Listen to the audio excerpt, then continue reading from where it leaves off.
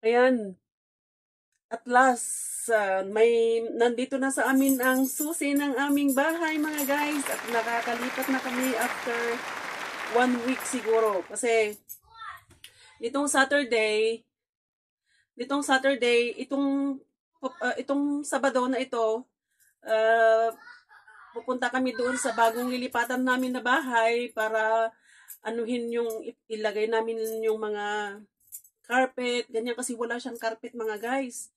Lahat lahat talaga wala siyang carpet, wala talagang laman yung loob, yung bahay lang na nakatayo, ganon. Pero meron kaming mga kapitbahay dun sa kabila tapos din sa kabila. Kasi council house yun mga guys, hindi siya yung kumbaga yung private na pinaparintahan, hindi council house. Kumbaga pag yung sinabi nila na council house, kumbaga yung wala kang kakayahan na yung magpatulong ka sa council para yung parang sa gobyerno ba? Dapat ganun din sa Pilipinas na meron yung na tutulungan kanilang maghanap ng trabaho, tutulungan kanila na magganyan yung maghanap ng bahay na rirentahan na yung hindi naman siya masyadong mahal masyado yung pang lang sa gobyerno ba yung tulong ganun. Dahil nung ilang buwan kaming naghintay mga guys dahil every time na tatawag yung agent, mamaya sabihin nila na ganito, hindi daw makakapasa yung mga binigyan ng asawa kong mga documents, ganito ganyan. Kaya at last nung last week tinawagan yung asawa ko na sabi nila na magpipirma na daw kami ng contract. Tapos kukunin namin yung susi. Kaya ito na yung susi mga guys. Pinuntahan namin kahapon dahil kahapon appointment ko doon sa blood test ko para sa diabetic daw dahil nakita daw nila na kumbaga free diabetes, kumbaga ay Diyos ko, grabe na yung ko nag-ano na ang laki na ng pasapasan niya sa kakukuha ng dugo kasi dito sa kabila wala kasi silang makita na na pagkuhanan ng ganyan ng dugo, kaya dito lagi sa sa kabila sa kaliwa. Tapos yung nilagay pa nila ng packaging, yung tape ba na Diyos ko, nag-allergy ako doon. Kaya nagganito siya, Pero dito talagang siya, para may bruise na talaga, At saka namamaga na din.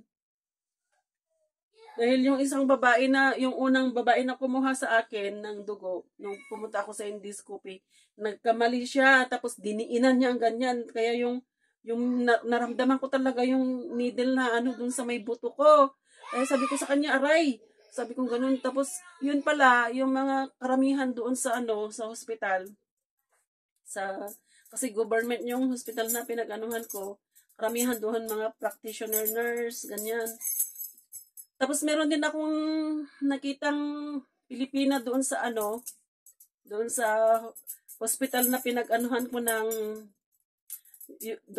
doon sa pinagkuhanan ko ng laxative na gamot dahil sabi nila pupunta daw ako doon para kunin ko yung gamot. Pero thanks God dahil ilang powder pa lang yung nainom ko at uminom ako ng chia seed. Tapos uminom din ako ng everyday, yun ang breakfast ko mga guys, yung kale, spinach, broccoli, tapos meron pa yung isang green leaves na hindi ko maano kung anong pangalan nun.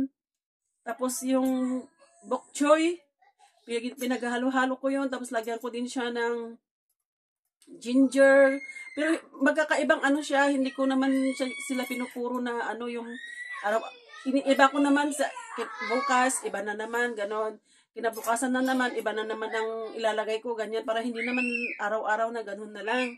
Pero more on ako naglalagay ng kale at saka spinach dahil yun daw ay maganda para sa cancer daw, or yung may tumutubo ba na yung kumbaga yung mga hindi pa masyadong nagfo-form na cancer cells, ganon.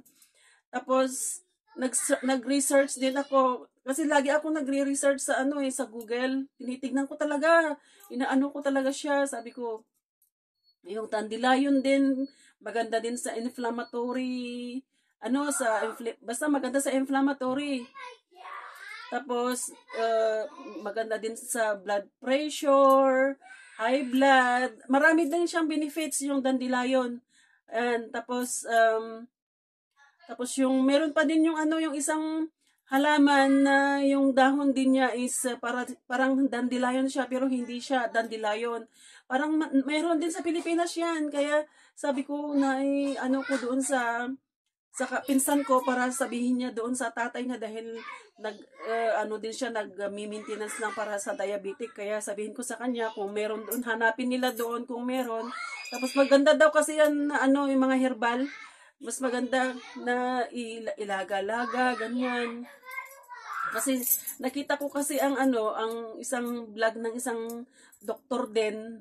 Doktor siya dito sa Europe na sabi niya na mas maganda daw yung mga green leaves na yan daw ang i-blender mo tapos gagawin mo siyang smoothie.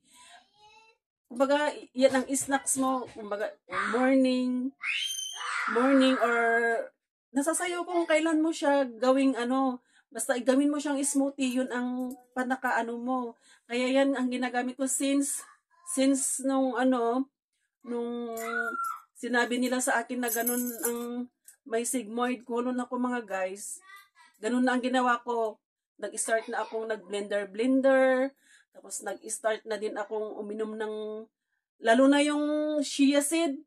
Diyan napansin ko kasi one day, hindi ako uminom ng laxative na ibinigay doon sa hospital. Pag uminom na ako ng chia, tapos lagyan ko ibabad ko muna siya sa tubig. Kasi minsan ang ginagawa ko mga guys, ibinababad ko sa tubig, tapos ko inumin. Dahil, kasi yun, agwangay, ang tawag nila kasi doon sa Tagalog. In Ilocano kasi, ang hirap talaga ng Ilocano. Agwa gamin DJ, bumlad gamin DJ, ta syempre maliliit na at butil kasi yun, yung chia seed. Tapos, o kaya ilagay mo siya sa oatmeal, o kaya sa yogurt, tapos tapos pag inom ko ng ganun mga guys, yung sa tubig ko lang inihahalo, pag inom ko after 1 hour or wala pang 1 hour, tinatawag na talaga ako sa CR. Kaya sabi ko sa asawa ko na hindi ko muna ititik yung laxative kasi nasasanay na ako sa laxative kasi, sabi ko sa asawa ko. Kaya yun na lang ang iniinom ko, chia seed. Tapos yung nag-boil din ako ng tea na yung dandelion. Kaya kanina nag-inom ako ng dandelion. O, tinawag na naman ako ng CR. Kaya sana, Diyos ko, pag papunta ako ng CT scan ko mga guys. Diyos ko, sana ay magiging clear lahat para naman wala akong iniisip na dahil ang hirap, maliliit pa yung mga anak ko mga guys, pero kaya ko to talaga. Kailangang labanan ko ito, hindi ako patatalo. Naandyan si God.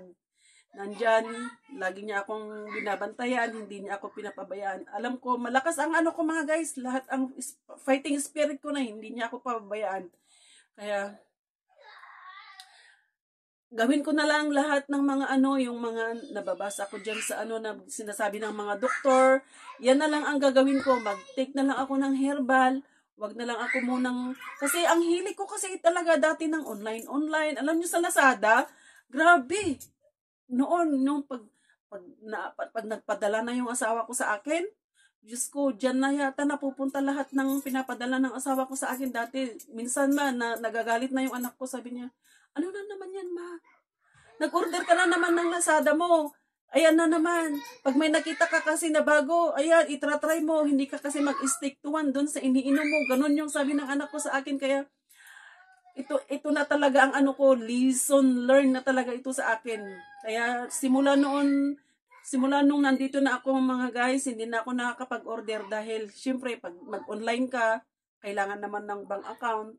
Tapos, hindi naman kagaya dun sa Pilipinas kasi na on COD, kumbaga cash on delivery. Dito, kailangan bayaran mo muna sa credit card pa naman o kaya debit card. Doon sa Pilipinas kasi nakakaano ako pag pag alam ko na sahuran na. Ay, mag-order na ako niyan. Kaya, buti na lang na andito na ako mga guys at natigil na yun. Kaya, sana mga guys, mag-ingat-ingat din kayo. Huwag basta-basta mag-order-order. Pag gusto nyo talagang magpapayat mga guys, mag-cardio na lang kayo, mag-exercise. Tapos, kung gusto nyo naman ng mga tea, ganyan, mag-herbal na lang. O kaya doon kayo sa pharmacy. Sa pharmacy kayo bibili kasi approved ng FDA. Kasi daw yung Kukando, dahil sabi ng pinsan ko na nurse, sabi niya sa akin, hindi daw approved ng FDA yun, yung Kukando na yun. Kaya ganon. Hindi ko naman sila sinisiraan, pero yun lang talaga ang iniinom ko since 2022 na nandun ako sa Pilipinas. Kasi pumunta ako dito 2023 of July.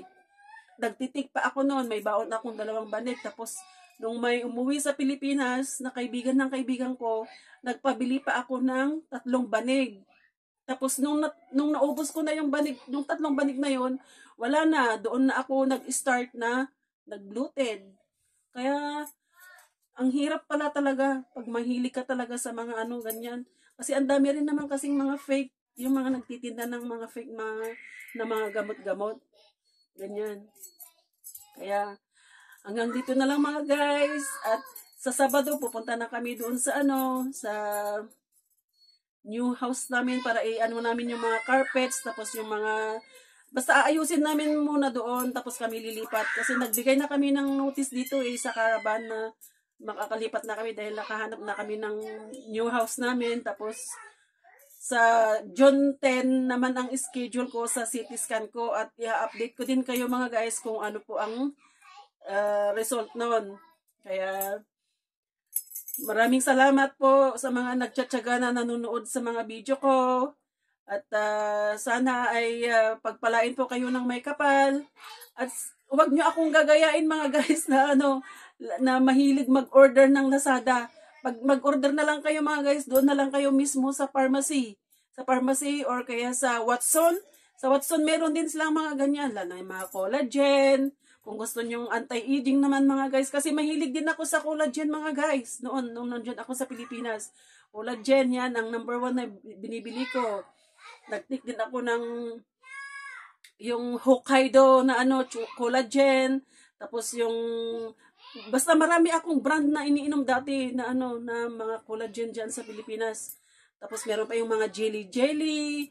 Ganyan, kaya ito yung maipapayo ko mga guys kung gusto niyo ng mga pangpapayat or mga pangpaganda or paano, doon ka na lang kayo sa sa Watson o kaya sa pharmacy, mas maganda pa. At least alam niyo na mas hindi siya delikado na gamitin. Kaya hanggang dito na lang mga guys. Thank you for watching my videos, and kung hindi pa kayo nakasubscribe, please don't forget to press the bell button below and para updated kayo lagi sa aking videos. Thank you. Bye!